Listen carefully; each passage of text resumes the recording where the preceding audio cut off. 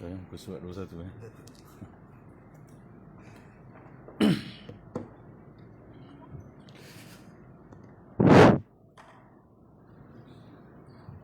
أعوذ بالله السميع العليم من الشيطان الرجيم بسم الله الرحمن الرحيم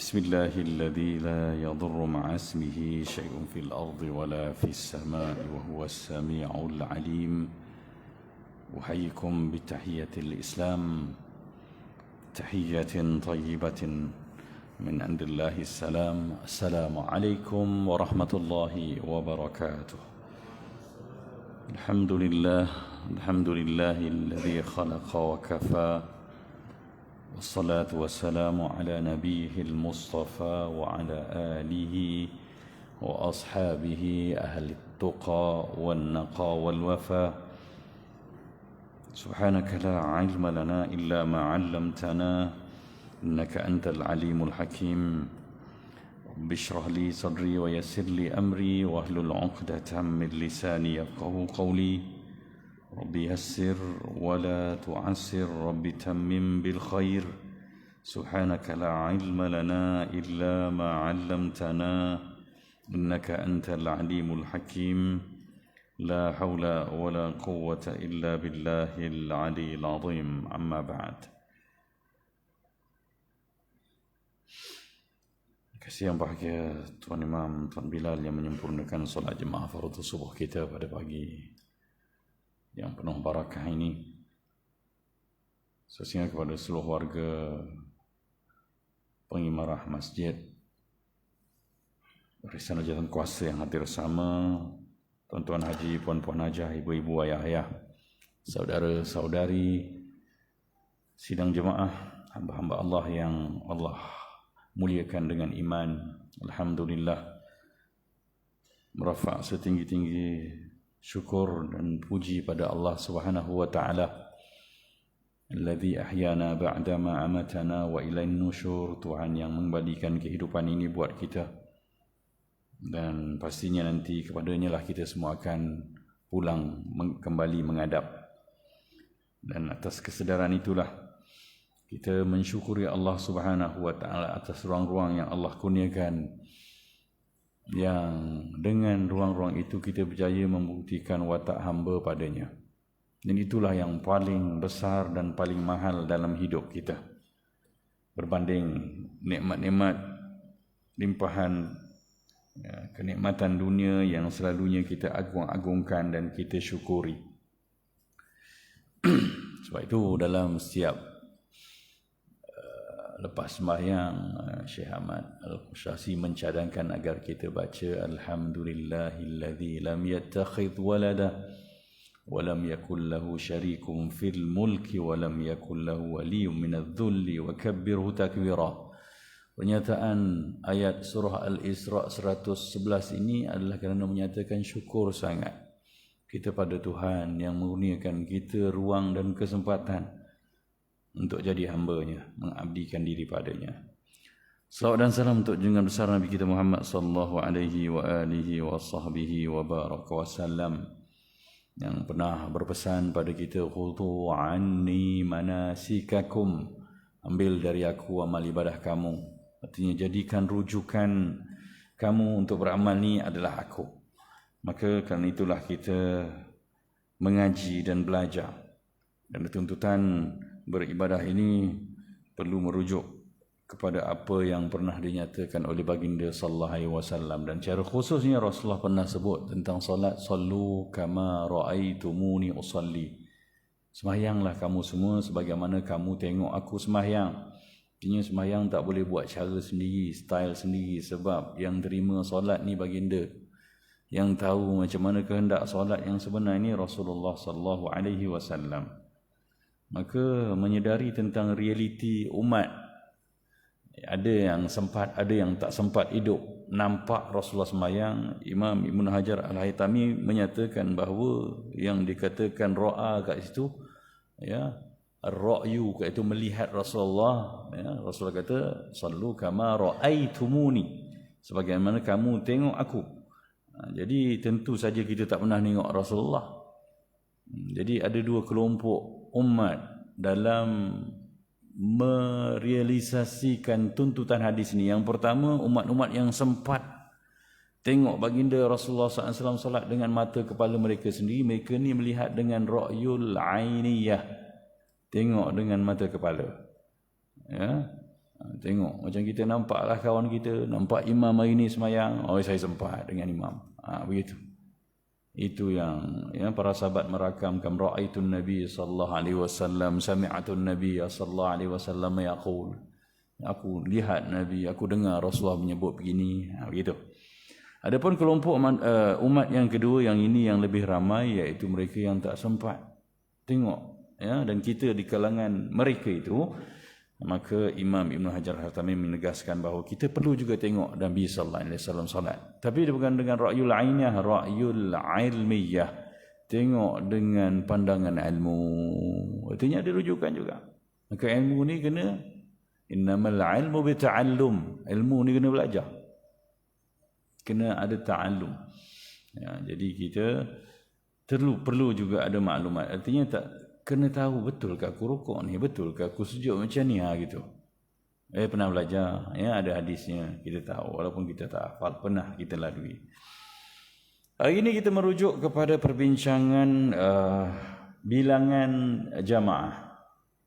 Bagi yang berkitab Indahnya Salat Berjemaah ini, susunan Ustaz Muhammad Idhir Husain, muka surat 21.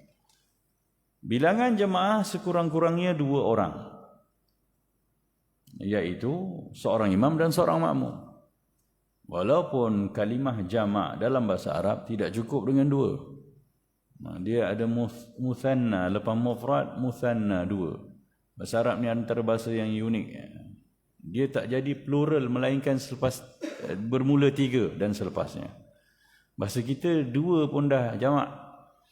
Ya, Ali dan Ahmad berkawan baik, mereka tinggal sekampung. 2 orang je.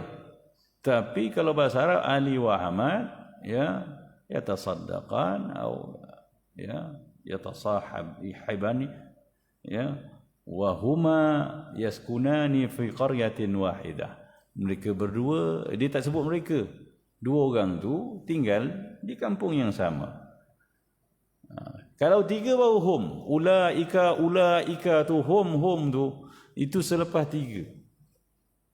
Begitulah bahasa Arab. Tapi peliknya, subhanallah, dalam solat berjemaah Allah kira 2 dah.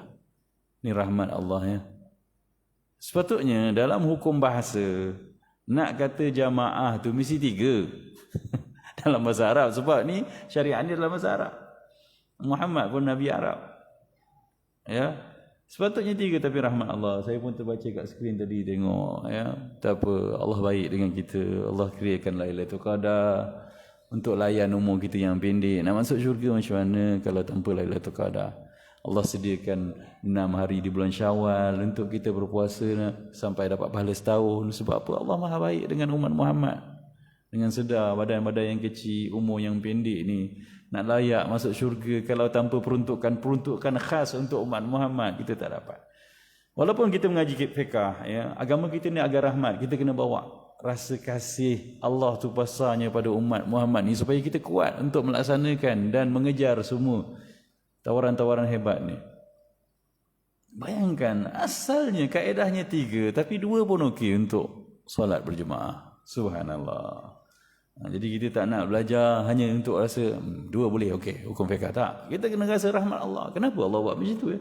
Sebab besarnya rahmat pada orang yang bernaung di bawah nama Muhammad. Wa ma arsalnaka illa rahmatan lil alamin. Tidak aku utuskan engkau wahai Muhammad melainkan sebagai lambang kasih untuk sekalian alam. Untuk sekalian alam ni bukan hanya pada kita umat Islam tau, alam semuanya. Atau orang-orang bukan Islam pun.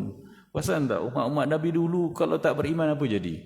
Tenggelam, hancur, musnah, binasa. Tapi umat Muhammad ni, ataupun siapa yang sempat hidup bersama umat Muhammad, Muhammad dah doakan agar jangan dipupuskan umat ini hanya dengan kerana keingkaran, kederhakaan mereka. Nabi Nuh tenggelam semua. Ya, 40 kapal tu yang beriman je. Nabi Saleh semua tombang. Kaum Ad, Allah, Ya, kaum Lut habis semua. Tapi umat Muhammad yang kita tengok hari ni bukan yang kafir je, yang Islam pun perangai pelik-pelik. Bukan tak ada yang buat perangai Nabi Lut. Bukan tak ada yang perangai macam ya isteri Nabi Nuh alaihi salam. Tapi begitu rahmat Muhammad sallallahu alaihi wasallam, maka kena bawa perasaan ni supaya hidup kita bersama dengan perasaan kasih dan cinta. Tengok orang lain kita sayang, tengok jiran yang tak semayang kita doakan, bukan kita jegi mata jeling macam tak layan. Gitu. Tengok anjing sakit, kalau perlu kita tolong, jangan baling. Anjing bukan salah. Kalau anjing tu boleh cakap, dia kata aku kan nak jadi anjing, dah Allah ciptakan aku jadi anjing, kau baling aku kenapa? Gitu perasaan. Kan ada cerita orang ambil selamatkan anjing bagi minum, dan kerana itu dia masuk syurga. Begitu perasaan kita dengan hakikat kita umat Muhammad sallallahu alaihi wasallam. Nabi kenyataan dua pun cukup untuk salat jemaah ini. Daripada hadis Abi Musa al-Ash'ari qala, ya, dia mendengar Rasulullah SAW bersabda, kata Rasulullah, ithnani fama fawqahuma jamaah, berdua dan lebih itu dikira solat berjemaah. Allahu Akbar. Ini kenyataan Rasulullah. Jadi selesalah kita. Ya, walaupun sunnahnya begitu, tapi ada sunnah qauliyah yang jelas menyebut. Di sini merupakan hadis riwayat Ibnu Majah. Ya, dalam Sahih Bukhari juga dalam kitab Adzan. An-Nasai, cuma lafaz Ibnu Majah ini tadi. Kemudian tiga orang. Ibnu Ar-Rif'ah berkata tidak boleh dikatakan sebagai pendapat yang masyhur dalam mazhab Syafi'i bahawa sekurang-kurang bilangan yang ramai itu adalah tiga, dan perbahasannya dalam perbahasan usul fiqh. Hal ini kerana dikatakan di sini hukum jemaah yang terdiri daripada dua orang adalah perkara yang disyariatkan berdasarkan pengambilannya secara tauqifi. Dalil ni ada dalil dua. Tauqifi, tauqifi dari perkataan waqaf, artinya terhenti. Dalil yang tak boleh disangkal lagi. Waqaf terhenti. Dan lagi satu taufiqi. Dekat-dekat tu. Ya, dapat anak kembar nama taufiqi dengan tauqifi. Qaf memang dengan fa juga, dua-dua. Taufiqi adalah bimbingan hasil ijtihad. Tauqifi dari Allah dan Rasul, tak boleh pindah dah, waqaf, terhenti. Tauqifi, saya pun dah pening dah. Tauqifi itu waqaf dari Allah. Taufiqi pimpinan Allah dengan ijtihad. Taufik. Jadi dalil kalau bersifat tauqifi tak boleh bantahlah, dah Nabi sebut tadi. Walaupun hukum bahasa tiga baru jemaah, tapi Rasulullah kata semayang ni dua orang pun dah kira jemaah, maka tak ada objection. Sedangkan sekurang-kurang bilangan ramai itu adalah 30. Hanya diambil daripada kaedah pertuturan bahasa Arab cuma. Jadi ini syariat, ya. Begitulah.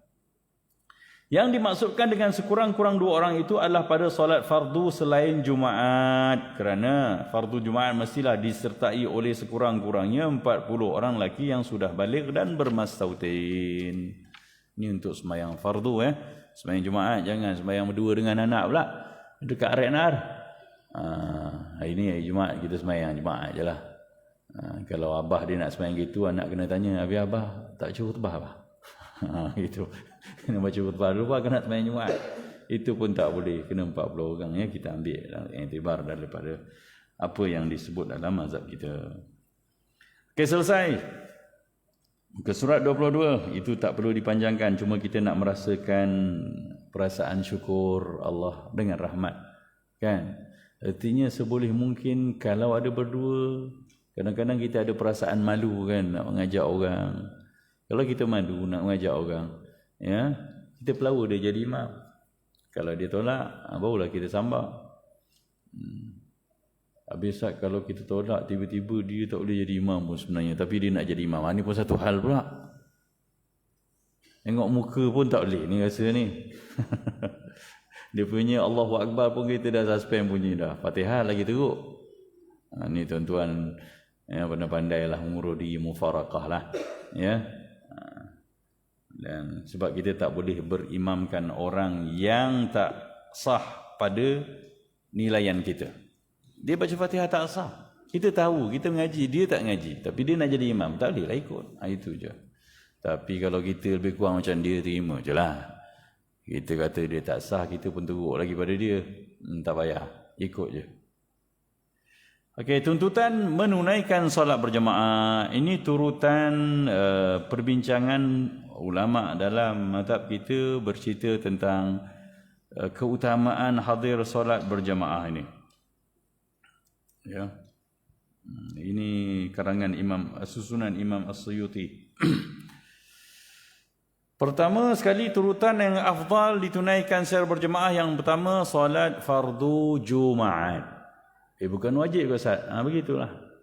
Perkara yang paling wajib, perkara yang wajib dikerjakan dalam satu-satu keadaan, benda tu fadilatnya paling besar. Kena faham ya. Dulu pun kita dah bahaskan, fardu kifayah ya lebih besar daripada sunat muakkadah. Maka sembahyang Jumaat ni wajib berjemaah. Maka sembahyang Jumaat tu pahala berjemaah dia paling besar. Sebab apa? Dia fardu ain bagi setiap lelaki yang sihat, baligh, bermukim. Gitu, bermasautin, sorry bro. Maka paling besar yang ni tak payah bicarakanlah sebab dia wajib kan. Yang kedua, solat fardu subuh pada pagi Jumaat. Itu pahala solat Jumaat paling besar. Ya. Sebab tu yang ni tak boleh malas-malas lah. Memang kena datang. Kemudian disusuli oleh jemaat solat fardu subuh pada pagi Jumaat hal ini kerana terdapat hadis. Ada hadis khas yang menunjukkan kelebihannya. Imam At-Tabrani meriwayatkan ya daripada Abu Ubaidah bin Jarrah radhiyallahu anhu qala Rasulullah sallallahu alaihi wasallam ma minas salawati salatun afdalu min salatil fajri yaumul jumu'ah fil jamaah wa ma ahsibu man syahidaha minkum illa maghfuran lah. Bila mana benda sunat ni ada satu hadis yang bercerita tentang kelebihannya secara khusus, tentulah fadilatnya lebih. Maka sembahyang fardu Jumaat ya pada pagi Jumaat subuh tu ya pahalanya lebih berdasarkan hadis ini. Apa kata Rasulullah? Tidak ada solat yang lebih afdal daripada solat subuh pada hari Jumaat secara berjemaah. Aku tidak menganggap orang yang hadir mendapatkannya dalam kalangan kamu melainkan dia diampunkan oleh Allah Subhanahu wa taala. Dan Jumaat dijanjikan sembahyang subuh fardu Jumaat dijanjikan ampunan. Ya, maghfurun lah.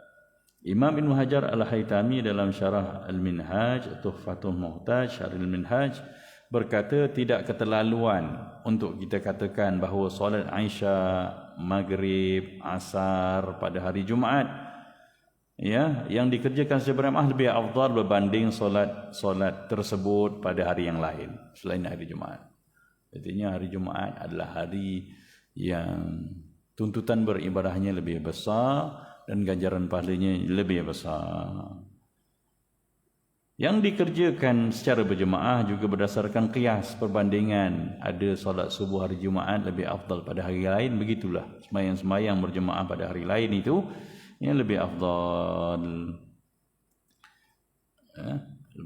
Hari Jumaat itu lebih afdal daripada sembahyang lain. Yang ketiga, solat fardu pada subuh hari lain. Subuh hari yang lain tu dia lebih afdal berbanding hari-hari lain. Waktu sembahyang fardu lain. Kerana apa? Kerana masyaqqah, kepayahannya. Ada satu kaedah fiqh yang merujuk pada hadis yang Rasulullah kata al-ajru ala qadril masyaqqah. Pahala ni rujuk kepada kepayahan, tahap payah satu amal. Jadi jangan sedih, jangan susah. Hari ni jauh Ustaz. Ya, motor pun dah rosak, jalan kaki dekat 2 km nak pergi masjid.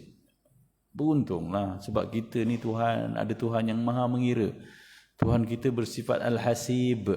Makin susah kau buat satu amalan, makin senang. Saya ni sahabat anak Allah 10 orang nak besarkan. Susah kan? Susah, makin besar. Abah-abah kita dulu pahala besar. Saya adik-adik 22 orang, bayangkan. 2 mak lah. Gelak kau orang.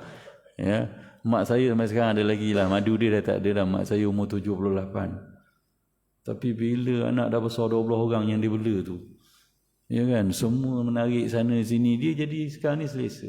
Allah bagi dia kesihatan pula, dia tak ada sakit lagi apa-apa sekarang. Semalam pun jumpa kat Kajang, ya, anak bawa anak ni bawa, anak ni bawa. Jadi nak jumpa mak tu senang dah. Tapi itulah masa dia bela anak 12 orang masih kecil tu macam mana lah. Begitulah. Jadi jangan susah dalam hidup kita kat dunia ni. Kita kan ada Tuhan. Yang kita dah bersyahadat asyhadu an la ilaha illallah tu apa dia? Aku bersaksi Tuhan aku Allah. Jadi kita hidup dengan Tuhan kan. Memang sembah dia hari, sebab tu sembahyang tu 5 kali sehari. Semalam nak pujuk hati kita yang terlupa dia, ingat balik. Dan Allah pun kata gitu kan. Wa aqimis salata li dzikri. Dirikanlah solat untuk ingat aku. Bila ingat Allah kita kuat. Bila sedar bahawa Allah tengok semua amalan dan susah kita tu ada nilaian. Bukan solat je, apa sahaja benda yang kita buat. Kalau susah dan kita sedar kita hamba Allah, pahalanya besar. Sebab tu kita yang susah, anak-anak kita yang susah sikit pada orang lain, pujuk dengan ni. Rasulullah kata, susah pahala besar. Dan ya, kesusahan tu yang mematangkan kita. Anak-anak kita yang hari ni tak kerti nak hidup sebab apa? Terlalu selesa hidup. Terlalu selesa, cucu-cucu kita Allah susahnya nak suruh satu benda, nak suruh buat. Kita ingat kita umur kita 12 tahun. Dah meredah sungai dah. Anak kita suruh pergi kedai tak berani sekarang. Kita pula tak bagi pula. Yalah dengan cabaran dia. Tapi kan keutamaan keupayaan hidup yang lain pun kadang-kadang tak mampu. Itulah sistem Tuhan ya. Kita kena hidup dengan rasa bertuhan supaya kita tak adalah mengungut je. Saya je buat susah, saya ni susah saya. Kau kan ada Tuhan. Tuhan bagi susah supaya kamu dapat ganjaran yang banyak di akhirat. Gitu. Maka ulama juga ya bercerita sebab sembahyang subuh ni jatuh nombor 3 hari-hari yang lain selain Jumaat ni sebab apa? Subuh susah. Kan? Subuh paling susah sebab nak bangun. Ya, tengah tidur nak jaga tu. Ya, kemudian nak bergelak lagi datang. Sejuk lagi. Allahu akbar. Macam-macam lah. Hal ini kerana masyaqqah atau kesukaran yang dihadapi untuk menghadiri solat fardu subuh adalah lebih besar berbanding solat-solat lain. Selain kerana kesukaran yang menjadi ahli ibadat lebih afdal.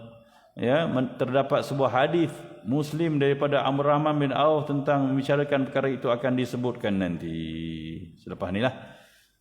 Yang keempat, sebab Nabi SAW, man shalla subuh fi jama'ah fa kana qama al-laila kullah.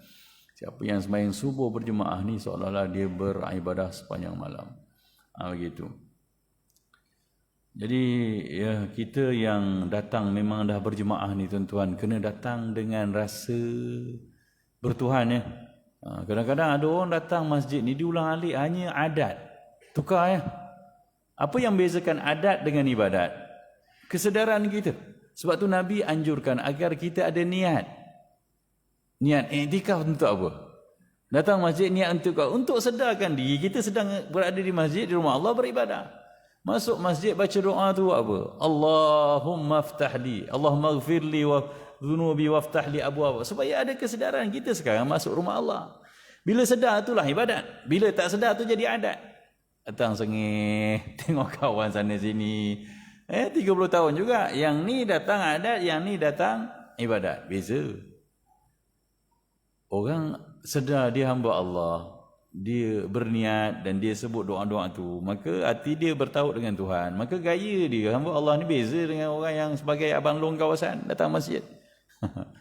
Abang long kawasan dia kira tengok orang jeling, dia tengok datang Muhammad ni. Lepas tu dia tegur orang, dia marah orang, dia ngutuk orang, dia condemn orang. Itu ya, rugi tuan-tuan. Masa kita dah tak banyak pun untuk kita leka dengan hakikat kehambaan kita pada Allah Subhanahu wa taala. Kemudian yang keempat, solat fardu Isya berjemaah. Darjat keempat juga jatuh pada solat Isya berjemaah sebab apa? Terdapat kesukaran untuk hadir berbanding ya solat yang lain sebab apa? Malam gelap. Dan biasanya Isya ni ialah waktu nak rehat, waktu ya kita dah bersama keluarga. Kalau dah balik tu yang payah tu. Tak tu tawaran duduk di antara dua waktu solat tu, Nabi kata seolah kamu bersolat. Duduk saja kat masjid lepas maghrib tunggu Isyak macam kita sembahyang sunat sepanjang tempoh tu. Allah baiknya Allah dengan kita. Kalau gitu tak payah sembahyang Ustaz. Engkau sembahyang dapat pahala lain lah. Pahala duduk dapat pahala sembahyang dapat pahala sembahyang lagi. Satu kali sembahyang 10 pahala. Yang tadi duduk saja dapat 1 kali sembahyang setiap waktu. Begitu. Selain itu sememangnya terdapat hadis riwayat Imam Muslim menunjukkan perkara ini. An Uthman bin Affan radhiyallahu anhu qala Rasulullah sallallahu alaihi wasallam man shalla al-isya fi jama'ah fa ka'anna qama nisfal lail. Ya, siapa yang solat isyak berjemaah dia seolah-olah berqiyamul lail separuh malam. Bangun beribadah setengah malam. Wa man shalla as-subh fi jamaah, siapa yang sembahyang subuh berjemaah ni fa ka'annama qama al-laila kullah, seolah-olah dia bangun malam seluruhnya. Tuan-tuan, Allahu akbar, baiknya Allah yang gitu. Tuan-tuan nanti bangkit di akhirat, ya. Cuma ikhlaskan je amalan, sedarkan kita datang ni memang untuk Allah. Maka kita akan bangkit di akhirat, banyaknya pahala qiyamul lail aku. Bila pula aku bangun ni? Tu rahmat Allah Subhanahu wa taala untuk kita. Ya, pertahankanlah apa yang dah kita ada ni, tuan-tuan. Inilah benda yang sangat besar berbanding nikmat-nikmat kita, motor, ya, orang beli tanah kita dapat untung banyak tu. Kan, dapat projek, ya, kawan politik kita bagi dana sikit untuk buat projek, kita rasa tu nikmat besar, bersyukur sangat sampai sujud syukur. Ada orang dapat dunia ni, dapat skor bola, ya, sujud syukur kat padang bola, gila. Pada dia tu nikmat besar sangat ke? Tak pandang, Allah tak pandang nikmat tu. Ni sebab tu kalau sembahyang sunat, ya, bukan sembahyang fardu, panjangkanlah sujud akhir tu. Bukan minta lagi, ya, hanya minta Allah kekalkan nikmat yang paling besar, nikmat iman ni. Ya, sujud tu syukur, ya Allah, terima kasih atas segala nikmat ni. Terima kasih kerana izinkan aku jadi hamba Engkau. Terima kasih kerana izinkan aku bersujud, dan panjangkanlah nikmat ni sampai yang hujung nyawa aku. Doa Pak Imam kita pagi tadi pun panjang, ya, minta kita ni husnul khatimah. Okey, seterusnya yang kelima, solat fardu asar. Solat fardu asar ni sebab ada ayat Quran pun menyebut. Jadi kalau dirujuk sebenarnya pertama sekali turutan ni kerana realiti solat tu. Sembahyang Jumaat memang wajib berjemaah.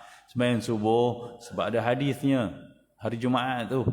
Ya, Rasulullah sebut dia tak ada sembahyang jemaah lebih afdal daripada sembahyang fardu subuh berjemaah hari Jumaat.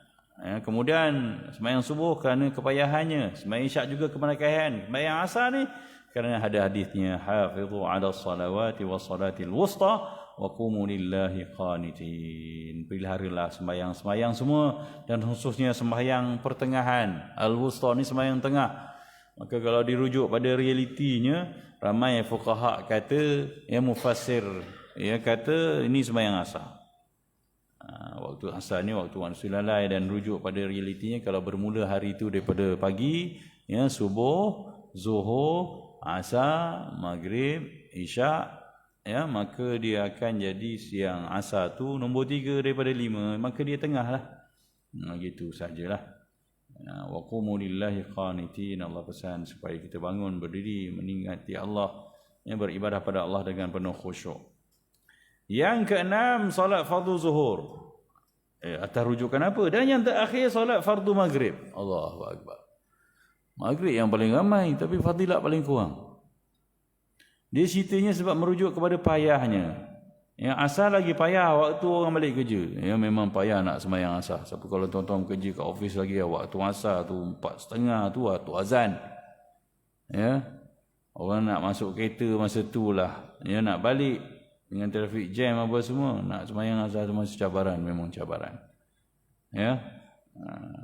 Kemudian solat fardu zuhur tu jadi susah juga sebab lunch time bagi orang yang bekerja, bagi orang tak bekerja pun kadang-kadang ialah mengurus anak. Ada orang tunggu kat pagar sekolah dah anak dia azan tu. Ada orang boleh sembahyang dulu. Gitu. Waktu maghrib sebab apa paling rendah darjat kurniaan ganjarannya? Sebab dia paling mudah. Waktu yang kita transaksi waktu siang, orang dah sampai rumah. Dia merujuk kepada kepayahan tadilah. Tapi jangan lepas ni tak datang pula sembahyang maghrib, tuan-tuan. Bukan maksudnya paling sikit tu tak ada, ya, banding sembahyang kat rumah, sembahyang kat masjid tak lebih besar lah, ya. Apatah lagi kita kalau tak datang maghrib, kan isyak kita tak datang pula. Sebab lepas maghrib tu walaupun dia paling sikit, kita continue sambung sampai isyak. Kan? Jadi begitulah. Ini adalah susunan yang disebut oleh pengarang kitab Fathul Mu'in, dan juga kitab syarahannya I'anatul Talibin. Begitulah, Ini ulama punya ijtihad juga berdasarkan realiti hadis-hadis dan juga realiti kondisi sembahyang tu, makin susah maka pahalanya besar. Jadi dia sebenarnya bukan apa jadi motivasi merangsang kita supaya lebih kuat untuk berjuang bangun sembahyang subuh, bertahan sembahyang isyak sebagai itu keutamaannya. Begitu. Di samping fardu-fardu yang lain juga kita pertahankan. Wallahu a'lam. Salat qada berjemaah. Ini juga satu perbincangan yang baik. Boleh ke sembahyang qada berjemaah ni? Sebagaimana kita maklumi bahawa hukum fardu kifayah menunaikan solat berjemaah adalah ketika solat-solat tunai on time ni. Sembahyang Zuhur, Asar, Maghrib, Isyak, Subuh tu yang ada azan tu. Maka keluar daripada maksud tunai adalah qada. Sembahyang qada ni tak tunai lah. Sebab tu kalau sembahyang qada, sekarang ni baru nak sembahyang subuh baru sedar ini sembahyang dah di waktu asal dia. Maka sembahyang qada boleh tak berjemaah suami isteri? Dah dua-dua bangun lambat tu. Kan kalau seorang bangun takkan terkejut yang seorang lagi.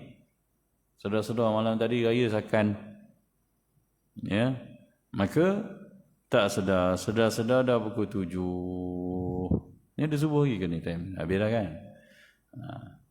Jadi boleh tak berjemaah? Namun sekiranya muafakat solat pada imam dan solat makmum, muafakat ni bahasa Arab rupanya. Kita orang Melayu guna muafakat ini untuk hati pertautan satu kelompok manusia je. Muafakat ni maksudnya sama, serupa, sebentuk. Solat imam dan solat qada makmum seperti subuh dengan subuh, maka ia tetap sunat dilakukan secara berjemaah. Bolehlah. Tapi jangan try pula yang esok kita sembahyang qada jemaah lah, pelan-pelan. Tak payah gitu. Sengaja meninggalkan solat, haram hukumnya, 80 tahun dalam neraka, walah ya'zubillah satu fardu. Kan? Tak boleh haram hukumnya. Kalau berlaku, dan Rasulullah pun pernah qada solat. Nanti kita sampai pada ceritanya. Allahu Akbar. Hadisnya ada kat bawah ni. Jika dilakukan secara berjemaah juga sah. Kerana apa? Sekiranya tidak muafakat seperti zuhur dengan asar, maka keduanya tidak sunat ditunaikan secara berjemaah kerana jenis solatnya berbeza walaupun rakaatnya sama. Tidak sunat bukan tidak boleh, tidak digalakkan lah. Tapi kalau ada orang nak berjemaah sebab dia kata pahala berjemaah tu besar, maka dia boleh saja. Dan kita tak boleh halang pula. Ini cerita fiqah ni dia kena luas sikit. Jika hatta kita fiqah yang mutabar pun ada yang mengharuskan sembahyang rakaat pendek dengan banyak, tamam dengan qasar dan sebagainya. Jika dilakukan secara berjemaah juga sah, hukumnya adalah khilaf. Al-aula, menyalahi yang utama. Artinya kalau sembahyang lain, seorang sembahyang isyak, kau sembahyang apa? Lepas sembahyang isyak duduk pergi belakang. Kau dah sembahyang tadi? Yalah aku dah sembahyang. Engkau ke belakang juga? Aku nak sembahyang. Tadi dah sembahyang? Qada. Kenapa pula? Asar tadi tak sempat. Traffic jam. Aku semalam isyak lupa. Cantik Jadi jemaah belakang boleh tak?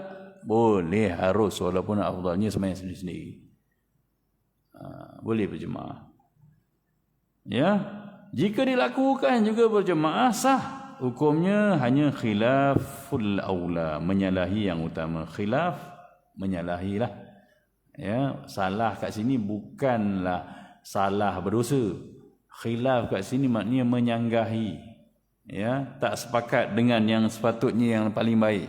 Yang paling baik sendiri-sendiri, tapi kalau nak buat juga hanya menyalahi yang utama. Bila sebut khilaful aula, dia tak sampai makruh pun. Dia buat yang betternya sendiri, tapi kena buat juga okey lagi. Itu khilaful aula. Ya, dan tidak makruh. Dalil menunjukkan jemaah pada solat yang muafakat jenisnya adalah sunat sebab ada hadis pernah berlaku Rasulullah sembahyang berjemaah sama sahabat qada. Tapi sembahyang yang samalah. Hadisnya panjang, kita petik je tu. Sirna ma'an Nabi sallallahu alaihi wasallam lailatan. Abu Qatadah bercerita kami berjalan bersama Nabi sallallahu alaihi wasallam pada satu malam. Ya. Jalan ni bukan jalan bersia-sia pergi raya yang bukan. Ni balik perang. Penat lah ni. Ya, bertukar. Kan para sahabat masa peringkat awal kan unta pun gila-gila naik, tuan-tuan. Ya, kuda pun ya, berjalan perlahan samalah dengan rakan-rakan. Faqala ba'dul qaum, maka setengah sahabat pun bersuara, law arasta bina ya Rasulullah, alangkah baik kalau dapat rehat sekejap ya Rasulullah, dah penat sangat jalan ni. Kan? Kita naik kereta jalan kaki tak ada dah. Maka Rasulullah SAW pujuk mereka lagi. Qala akhafu an tanamu 'anis salah. Dah jalan lewat malam ni Rasulullah kata, aku risau nanti kamu tertidur terlepas waktu sembahyang subuh. Ya. Tapi bila mana semua dah letih, ya Rasulullah ni dia nak yang selamat. Bilal pula offer. Apa kata Bilal? Ana qidhukum, ya, tak apa ya Rasulullah, aku jaga, aku nanti kejutkan kamu semua. Bilal siapa? Bilal lah yang kita pakai nama dia. Bilal ni sebenarnya kat sini bukan Bilal pun, kan? Bilal ni dalam istilah syarak dipanggil muadzin. Bilal tu nama orang, tapi sebab dia yang pertama sekali jadi muadzin, jadi tukang azan, maka ya, semua orang yang hari ni jadi tukang azan, kita panggil Bilal. Macam Colgate kan? Colgate dulu yang kita kenal, bang ada Colgate bang? Saya Colgate saya Mukmin. Colgate Mukmin, ubat gigi Mukmin bawa, bukan Colgate Mukmin. Tapi faham dah tu. Macam tu je. Okeylah tu. Bilal kata, ana uqidhukum. Tak apalah Rasulullah, aku berjaga, nanti aku akan kejutkan kamu. Fattaja'u, maka semua landing dah dapat lesen, letih bang, balik perang. Ya, bukan balik nangkap ikan. Maka wastanada Bilal dhahra ila rahilati. Bilal pun letih. Maka Bilal pun sandar duduk, pegang tongkat, sandar dekat dia punya binatang dia, kenderaan dia. Mungkin unta ke keldai ke, kita tak tahulah. Faghalabathun ainah, maka dia ditewaskan oleh kedua matanya. Maknanya terlelaplah. Kalau letih bang, abang tak letih sangat dengan kuliah pun gitu je. Kan? Ni Bilal balik berjalan jauh. Dia kesian kat sahabat. Ya, bukan dia belagak tak. Macam kita kesian kat kawan kita, tak apalah, bagi dia rehatlah, saya jaga. Macam tu lah. Tapi dia pun penat juga. Sebenarnya bukan dia tak penat, sebab dia pun sama dengan grup tu. Fanam, lalu dia pun tidur. Fastaiqadhan Nabi sallallahu alaihi wasallam wa qatala'a hajibul syams. Rasulullah tiba-tiba terjaga, dan ketika itu matahari dah nampak dia punya sinaran dia. Artinya dah habis subuh lah. Bila tuan-tuan dah lewat pagi. Rasulullah pun manusia biasa. Ya, cuma perasaan Rasulullah lebih kuatlah untuk menjaga solat ni. Faqala ya Bilal aina ma qult. Rasulullah kejut Bilal. Rasulullah tanya, wahai Bilal, mana janji kau? Mana yang kau cakap ni? Kita nak kejut ni. Matahari dah naik ni. Allahu akbar. Ya. Qala ma ulqiyat alayya naumatan mithlaha qat. Bilal pun kata, ya Rasulullah, aku tak pernah rasa letih dan terlelap macam ni sebelum ni. Tak pernah. Artinya dia cakap tu atas dasar realiti. Dia kata, aku boleh berjaga. Tak apa, sebab apa? Sebab memang biasanya dia boleh jaga. Cuma kali ni dia memang kata, ni kali pertama lah aku jadi terlelap macam ni. Rasul terus apa? Inna Allah qada arwahakum hina sya' wa raddaha alaikum hina sya'. Ya, sesungguhnya Allah ni akan tarik, pegang, genggam roh kamu bila mana dia nak, dan dia kembalikan bila mana dia nak. Kan kita tidur, roh kita keluar. Allah tarik tu bila dia nak. Walaupun kata-kata kau boleh jaga, kan? Sebab tu ada orang tengah menari pun boleh tumbang kan, jatuh. Allah nak ambil. Tengah tidur memanglah. dan Allah kembalikan bila dia nak. Nampak tak Rasulullah? Kat sini saya suka respon dulu. Saya tak ambil bab fiqh dulu. Saya respon sikap Rasulullah. Rasulullah ni bila ada masalah, dia terus selesaikan. Dia tak akan memanjangkan masalah. Ya. Situasi ini pertama sekali. Saya suka tengok sikap Rasulullah apa dia kata. Terus dia panggil balik pada Allah. Bilal, mana kau tak bangun? Kata nak bangun. Ya, Bilal pun kata aku tak pernah macam ni ya Rasulullah. Betul, tak pernah, inilah kali pertama. Maka Rasulullah kata, kalau begitu memanglah Allah ni bila mana dia nak, ya, kamu cakap besar macam mana pun tak guna. Tapi maksud dia lah, di sudut bahasanya Rasulullah kata, nyawa kita ni bila Allah nak, selesai. Kalau kita dengan anak murid kita macam mana? Ataupun ya, kita ketua kumpulan, lepas tu ada seorang cakap itu, itulah. Kau cakap belagak sangat malam tadi kan? Kau tanggung semua dosa orang ni. Amboi terus bagi conclusion. Ya, engkau cakap sangat nak bangun, semua orang tak bangun sekarang kan? Engkau tanggung dosa. Cakap belagak sangat. Kita memanjangkan masalah. Lala Bilal tu kena merajuk start motor balik terus. Salahkan aku, dah aku ngantuk. Bukan tahu. Memang aku tak pernah tidur. Dia tak sempat pun nak explain. Dah kita nampak tak cantik. Dengan anak-anak pun selalu kita macam tu. Silap tuan-tuan. Patut kita kembalikan masalah tu pada Allah. Begitulah. Kita rasa kita kuat, kita mampu kan. Tapi tiba-tiba Allah berkehendak macam tu, kita tak boleh buat apa dah. Dan Rasulullah terus respon. Apa kata Rasulullah? Ya Bilal. Mana tadi hadis ini? Ya, qum, bangunlah terus. Fa'adzin bin nas bisalah, azan je supaya manusia terus sembahyang. Tengok Rasulullah terus buat masalah. Satu ketika dulu kan ada yang Yahudi pula, Badui kencing kat Masjid Nabawi. Masjid Nabawi tak ada lantai, cuma pasir lah diratakan. Kat angle hujung tu kan, ialah Badui macam orang asli lah, mana dia tahu.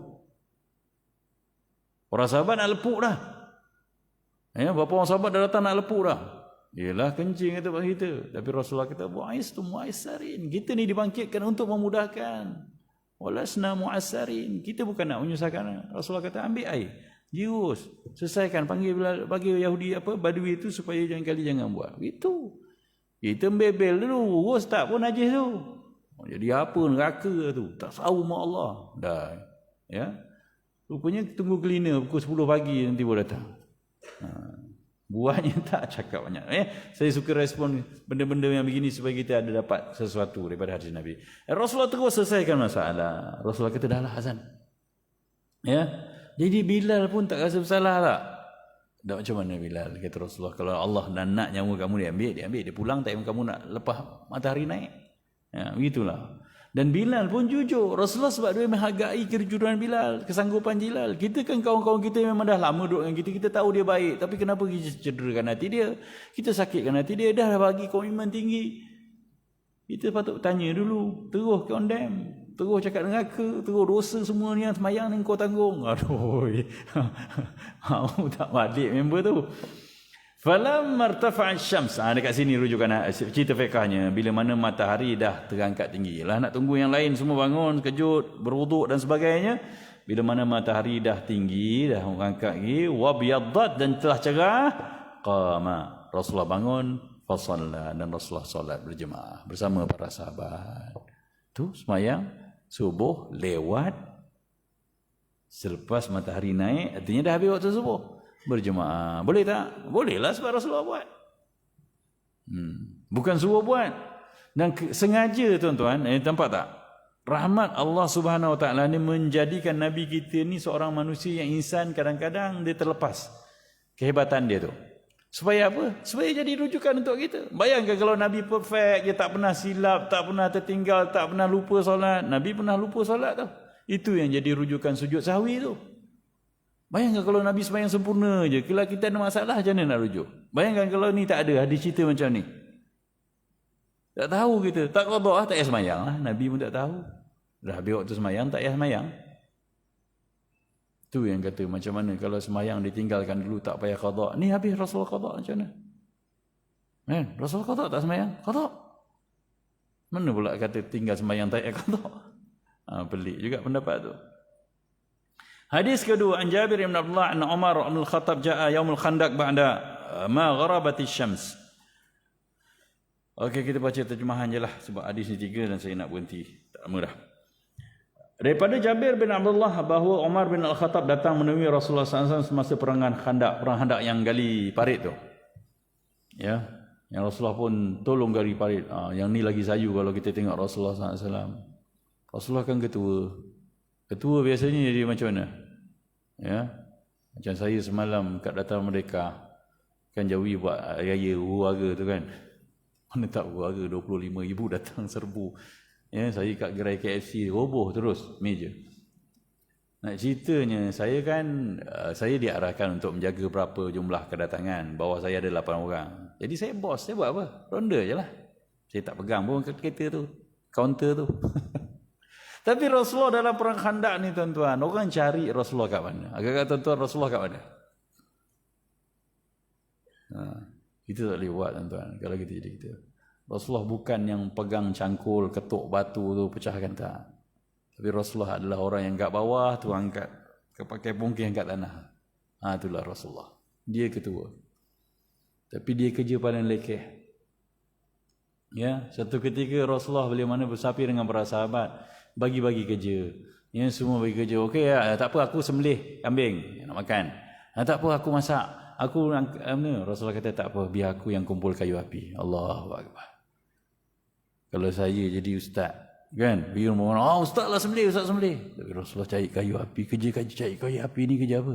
Tersenyap para sahabat tu, tak boleh cakap apa. Wa ana ajba'ul khatab, kata Rasulullah. Tak apa, biar aku yang cari kayu api. Allahu akbar.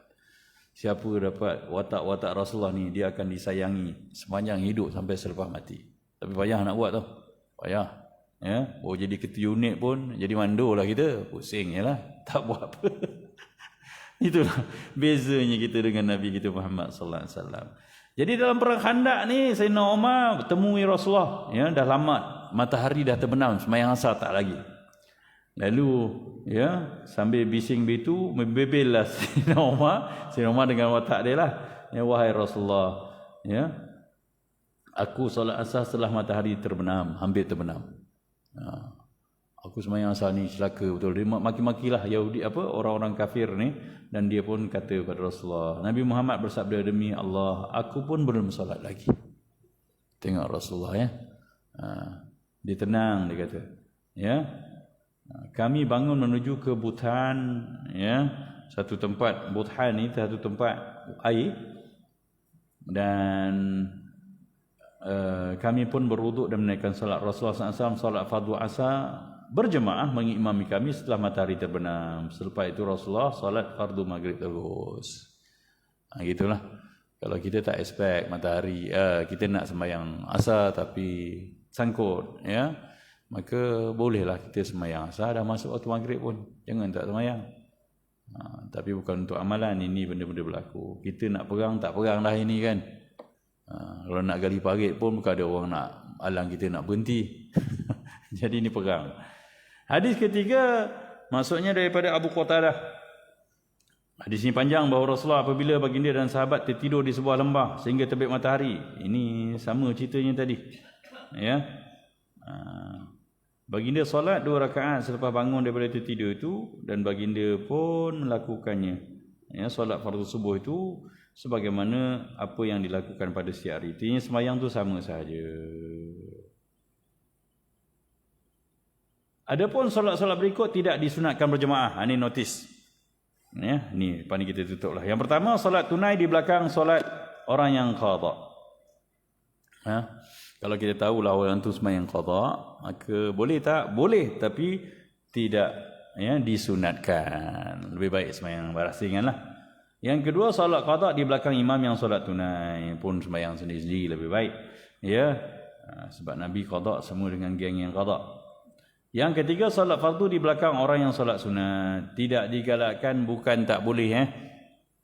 Kita datang-datang orang dah habis sembahyang fardu, orang sembahyang sunat. Biasa tak kita sembahyang? Biasa, boleh. Ya, maksudnya kalau ada peluang untuk berjemaah dengan orang yang belum sembahyang, itu lebih baik. Kadang-kadang kita ni tengok, ada ustaz ni, ustaz sembahyang sunat, kita nak jemaah dengan dia sebab kita tak sembahyang fardu. Sedangkan kita ada kawan kita, maka lebih afdal maksudnya sembahyang. Tapi kalau dah tak ada peluang, sembahyang dah tak apa. Yang keempat, sembahyang sunat di belakang imam yang solat fardu. Ya, ini pun susah juga nak buat, kita sembahyang sunat, orang sembahyang sunat fardu. Yang kelima, solat tarawih di belakang orang yang solat witir. Ini dia kita buat kan? Boleh tak? Boleh. Tapi maksudnya lebih afdal kita sembahyang dengan geng kita. Yang keenam, solat witir di belakang orang yang solat tarawih. Ya, kita kan buat 8. Ke 10 tu siap lah. Imam sembahyang tarawih, kita witir siap. Ada kan passion ni? Pula tak ada lah. Nak balik awal tu. Bukan selalu lah Ustaz. Sekali ada urusan, ada tamu kat rumah. Okey. Walaupun yang afdalnya sembahyang asing lah. Tapi boleh juga. Namun sekiranya solat-solat ini ditunaikan secara berjemaah, hukumnya hanya khilaful aula sahaja, tidak makruh. Solat yang dinazarkan dan solat-solat sunat tidak termasuk dalam maksud solat fardu yang 5 dikerjakan secara berjemaah. Kedua-dua jenis solat tersebut tidak sunat ditunaikan secara berjemaah. Namun demikian, sekiranya ditunaikan secara berjemaah, ya, hukumnya tidak makruh, khilaful aula sahaja. Sebab tu kita buat, tak ada masalah. Pada saya, kalau dah tak ada tu, tak dapat solat berjemaah, tak apalah, buat je lah sembahyang fardu jemaah. Kecuali ada pilihan untuk kita sembahyang dengan geng kita berasingan. Wallahualam. Berhenti di sini dulu. Ya, kita berhenti nanti dalam bab berjemaah di rumah atau solat sendirian di masjid. Mana lebih afdal? Artinya, situasinya begini. Kita tahu kalau pergi masjid, orang dah habis sembahyang. Memang tak ada seorang sembahyang nak jemaah. Tapi sembahyang kat masjid lah, afdal lah ruang masjid. Tapi kalau sembahyang kat rumah, ada peluang. Sebab ada rumah kita belum sembahyang. Mana lebih afdal? Pergi masjid sembahyang seorang ataupun sembahyang kat rumah? Tapi kalau sembahyang fardu jemaah di masjid, tu memang tak ada tandingan lah. Ni cerita. Sembahyang kat rumah berjemaah ataupun sembahyang bersendirian di masjid. Mana lebih afdal? Ia ada kaedah dia nanti. Supaya kita dapat bersembang dengan lebih panjang dan masa yang lebih selesa. Kita tangguhkan dulu pengajian pada hari ini. Bismillahirrahmanirrahim. Alhamdulillahirabbil alamin wassalatu wassalamu ala asyrafil mursalin sayyidina Muhammadin wa ala alihi washabbihi ajmain. Allahumma 'allimna ma yanfa'una wa anfa'na mimma 'allamtana. Rabbana zidna 'ilman warzuqna fahman. Walhamdulillahirabbil alamin. Ampun maaf ya, kita buka kalau ada apa-apa pertanyaan berkaitan solat ya. Jangan bab nikah kahwin lah tanya. Ya sila.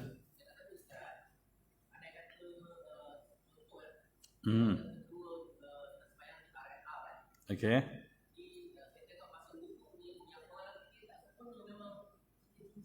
Okey.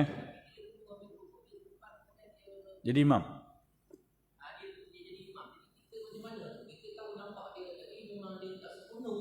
Okey.